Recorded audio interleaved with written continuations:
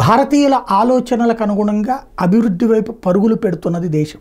మనం ఇదివరకు సుదీర్ఘకాలం పాటు అమెరికాను చూసినో, రష్యాను చూసినో, చైనాను చూసినో మనం అట్లా ఎప్పుడు కొంటాం, ఏమవుతాం అనేటటువంటి ఆలోచన ఉండేది.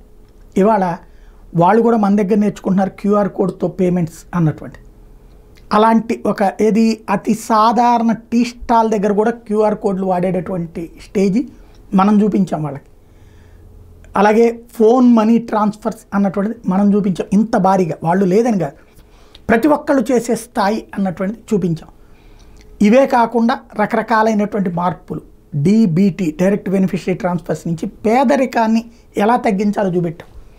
5 ఏళ్లలో 25 కోట్ల మందిని పేదరికం నుంచి యువతలకు తీసుకొచ్చాం. ఇవాళ అన్నం పెడతామంటే వద్దనే స్టేజ్లో ఉన్నారు తప్పించి అన్నం కోసం చనిపోయే స్టేజ్లో లేరు. ఆ స్టేజ్కి మారింది.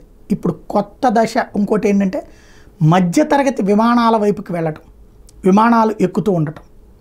అది ఒక ఎత్తు అయితే ఇక హెలికాప్టర్ల దశకం వైపుకి వెళ్ళబోతున్నాం. 2026 నాటికి టాటా వాళ్ళు దేశవ్యాప్తంగా దేశీ హెలికాప్టర్లని ఆవిష్కరించబోతోంది.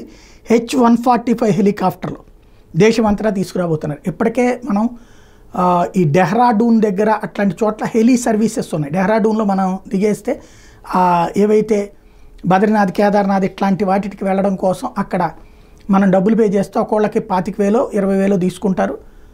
అక్కడికి తీసుకెళ్ళేసి దర్శనం చేయించి తీసుకొచ్చేస్తారు. అట్లాంటి సిస్టమ్స్ వచ్చినాయి. ఒక 5గురికి కలిపి 75,000 ఆ రేంజ్లో అవుతున్నట్టు. అట్లాంటి సిస్టమ్స్ ఇక దేశవ్యాప్తంగా రాబోతున్నాయి.